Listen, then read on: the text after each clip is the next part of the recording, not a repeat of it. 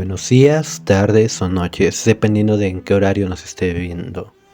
El día de hoy me gustaría que hablemos sobre la teoría de violencia simbólica de Pierre Bourdieu. Bueno, Pierre Bourdieu, reconocido sociólogo francés, nos ofrece una perspectiva única sobre cómo se establecen y mantienen las relaciones de poder en la sociedad a través de mecanismos simbólicos.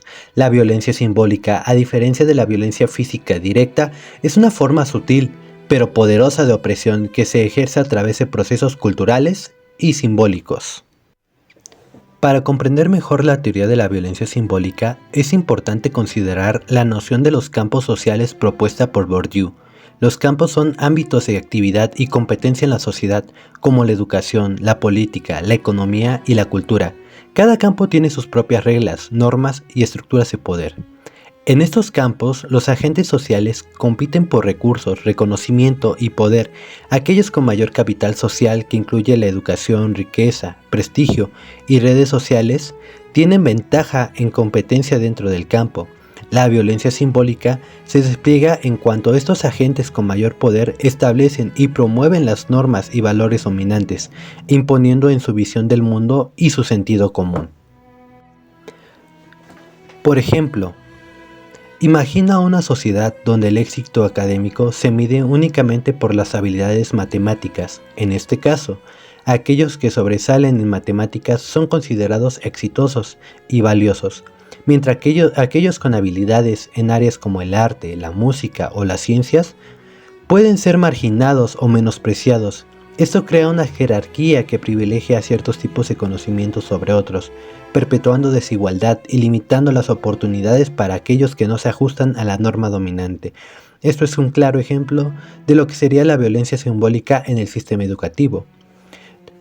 Ahora, tomando la violencia simbólica, por ejemplo, en los medios de comunicación, podemos pensar en cómo ciertos estereotipos se perpetúan en programas de televisión o películas. Por ejemplo, la representación constante de ciertos grupos étnicos o géneros en roles estereotipados y subordinados refugian la idea de que estos grupos son inferiores o menores valiosos en la sociedad. Esas representaciones contribuyen a la discriminación y a la exclusión de ciertos individuos y grupos. La naturalización y la reproducción de la violencia simbólica. La violencia simbólica se sustenta en la naturalización y reproducción de las desigualdades, es decir, se percibe como algo natural y legítimo por aquellos que la padecen, ya que se basa en construcciones sociales y culturales de la realidad. Las personas internalizan estas normas y valores dominantes, reproduciendo así las desigualdades de generación en generación. La naturalización de la violencia simbólica dificulta cuestionarla o resistirse, ya que se convierte en parte del sentido común de la sociedad. Las estructuras de poder se mantienen intactas, ya que las personas no cuestionan las desigualdades arraigadas en las instituciones y en las interacciones cotidianas. Mecanismos de reproducción de la violencia simbólica. Para comprender cómo se reproduce la violencia simbólica, es importante considerar los mecanismos a través de los cuales se perpetúa. Bourdieu destaca la importancia del lenguaje, la educación, las instituciones y los medios de comunicación en la reproducción de esta violencia. Por ejemplo, el lenguaje puede ser utilizado como un medio para establecer categorías y clasificaciones que jerarquizan y discriminan a las personas. Los términos utilizados para describir ciertos grupos pueden reforzar estereotipos y prejuicios, influyendo en cómo son percibidos y tratados por los demás. Asimismo, la educación desempeña un papel fundamental en la reproducción de la violencia simbólica. Los contenidos curriculares, las prácticas pedagógicas y la selección de conocimientos valorados reflejan y refuerzan las desigualdades existentes.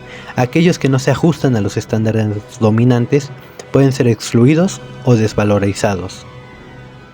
Además, las instituciones sociales como las leyes, las normas sociales y las estructuras burocráticas pueden ser utilizadas para mantener y perpetuar la violencia simbólica. Estas instituciones establecen los límites y las reglas que refuerzan las desigualdades y mantienen a ciertos grupos en posiciones de subordinación.